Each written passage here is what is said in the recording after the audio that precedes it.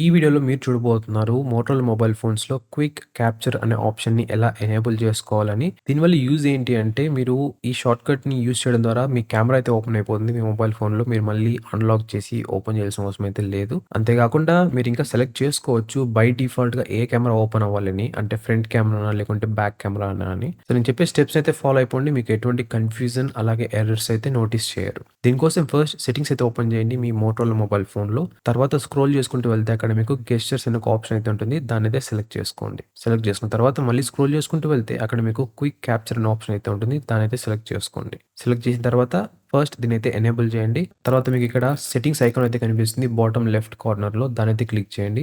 ఇక్కడ నుంచి మీరు చూస్ చేసుకోవచ్చు. ఏ కెమెరా ఓపెన్ అవ్వాలి ఈ క్విక్ క్యాప్చర్‌ని మనం ఎనేబుల్ చేసినట్లయితే అని. అంటే బ్యాక్ కెమెరానా, ఫ్రంట్ కెమెరానా అని. అంతే అన్నమాట గైస్. ఈ విధంగా అయితే మీరు ఈ క్విక్ క్యాప్చర్ ఆప్షన్ అయితే ఎనేబుల్ చేసేయొచ్చు మీ మోటరోలా మొబైల్ ఫోన్స్‌లో. ఐ హోప్ ఈ వీడియో మీకు హెల్ప్‌ఫుల్‌గా అనిపిస్తుందని అనుకుంటున్నాను. ఒకవేళ మీరు ఈ ఛానెల్‌కి ఫస్ట్ టైమ్ వస్తున్నారు అంటే ఈ ఛానెల్‌లో నేను పోస్ట్ చేసిన కంటెంట్ అనేది చూడండి. ఒక 2-3 వీడియోస్. కంటెంట్ నచ్చినట్లయితే సబ్స్క్రైబ్ చేసి పక్కనున్న బెల్ ఐకాన్ ట్యాప్ చేయడం మాత్రం మర్చిపోకండి. Thank you so much for watching and మరొక వీడియోతో మళ్ళీ ముందుకైతే వస్తాను.